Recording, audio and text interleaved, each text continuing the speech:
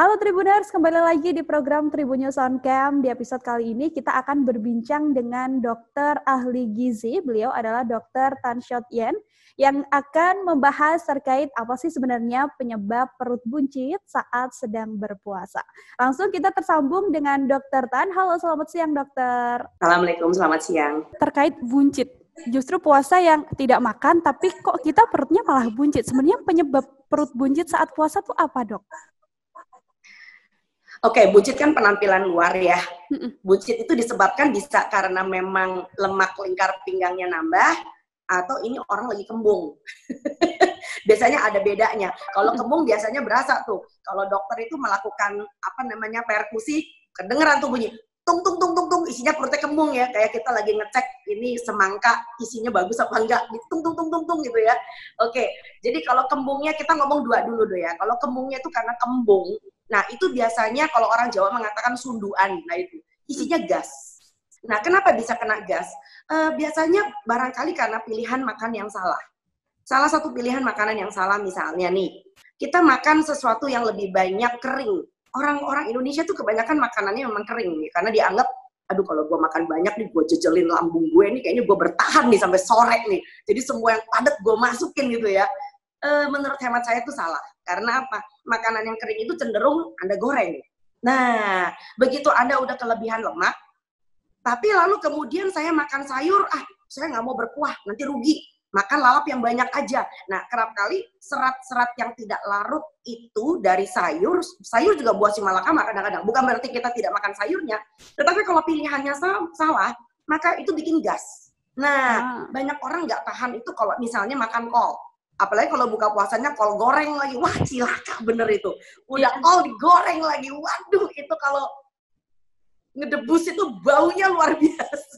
Favorit tapi ya dok ya, kol goreng. Favorit malah dari itu. Nah itu barangkali pilihan yang tidak tepat menurut hemat saya. Jadi jangan pilih makanan yang punya risiko untuk menjadi gas. Ya, itu termasuk diantaranya adalah pilihan makanan-makanan lalap yang akhirnya bikin gas. Jadi biasakan juga dengan kuah, Mbak.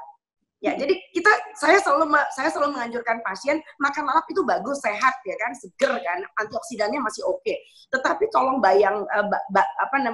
barengin, sandingkan itu dengan sayur yang dimasak, seperti misalnya sayur bening bayam, cacai kuah, sayur asem, sayur daun singkong, gulai pakis, sup oyong, waduh lapar kan. Nah, dengan cara demikian maka yang bikin gas tadi itu sedikit berkurang. Ya, nah itu jadi ada senyawa di dalam sayur yang akhirnya bisa menjadi luruh karena sayurnya saya masak. Jadi serat larutnya itu nggak begitu galak untuk bikin serat gitu loh, Mbak. Biasanya kalau misalkan buka puasa orang-orang tuh sering kalap yang tadi dokter udah bilang, dan itu yang salah satunya bisa menyebabkan perut buncit. Kalau misalkan sudah terlanjur banyak makan, perutnya buncit, kan sakit banget gitu ya dok. Apa sih yang bisa dilakuin dok buat ngurangin rasa sakit? Sebentar. Kalau memang itu sakit, itu namanya bukan buncit karena kebanyakan makan. Kemungkinan karena itu gasnya nggak bisa keluar. Jadi Anda memang, nah itu sebabnya kenapa, nah makanya kalau jadi muslim yang baik. Kenapa, Mak? Nabi mengajarkan itu takjil loh. Bukan makan besar. Artinya apa? Takjil itu digunakan untuk membangunkan pencernaan yang tadinya udah istirahat. Jadi Anda harus makan sesuatu yang membuat, bangun, udah buka nih. Gitu. Bukan, ya kita kagetin gitu. Enggak, gitu lah ya. Jadi takjil dulu. Nah, habis kita makan takjil, ngapain? Sholat maghrib kan? Nah, kalau orang sholat maghrib kan ada ngeruku, ada sujud. So itu kan gerakan-gerakan tubuh yang akhirnya membuat pencernaannya juga bergerak dan maaf. Kerap kali orang jadi gelegean ya. Gitu kan ya. Orang kalau udah buka puasa kan kadang-kadang alhamdulillah gitu kan ya. Nah, begitu saya bisa ngeluarin gas dengan bersendawa, itu juga udah mengurangi rasa kembung tadi. Nah, dan maaf, sebelum kita sholat kan wudhu. Nah, ketika wudhu, maaf, kentut nggak? Nah, sekalian kalau kentut itu bisa dibersihin semua kan? Gitu. Jadi kan gas-gasnya udah hilang tuh. Nah, lalu kemudian sholat maghrib, habis sholat maghrib, makan malam, enak deh perutnya, nggak sebah lagi. Nah, itu buncit yang pertama, karena masalah gas. Nah, buncit yang kedua, karena timbunan lemak. Nah, itu yang pusing. Nah, kenapa bisa lemaknya menimbun? Karena setiap kali kalau kita makan, itu nggak pernah digunakan sebagai tenaga kerja. Jadi setiap kali makan gula darahnya naik, insulinnya ngejer, kan tujuannya nggak supaya diabetes kan, insulinnya ngejer, tekan gulanya, terus dikemanain? Disimpan. Nah, disimpan itu kerap kali di dalam liver dan di dalam otot. Tetapi tampungan liver dengan otot itu kecil banget, cuman sekian persen. Tebak yang tampungannya bebas merdeka, nggak punya persentase siapa? Lingkar pinggang. Itu namanya lemak perut. Nah, lemak perut itu hanya Tuhan yang tahu bisa mekar sampai mana. Ya, jadi itu sebabnya kenapa orang katanya puasa, kenapa jadi gemuk ya? Karena Anda mengumpulkan kalori lebih banyak.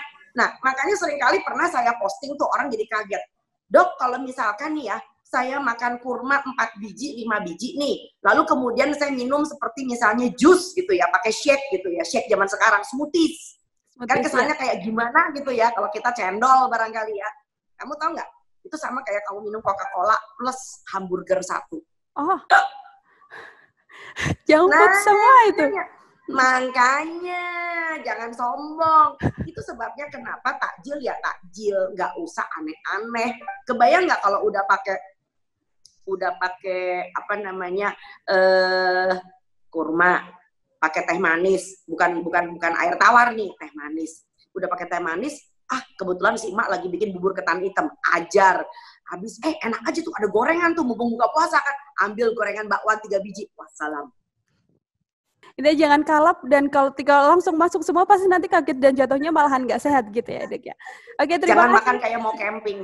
Kalau makan mau camping itu kayak semua makanan keringan di bawah 1 botol 1 toples.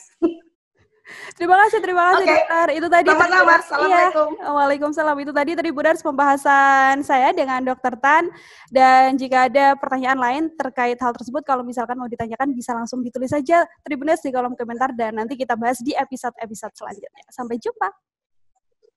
Terima kasih banyak dokter. Sama-sama. Baik. Iya. Terima kasih sudah nonton. Jangan lupa like, subscribe, dan share ya.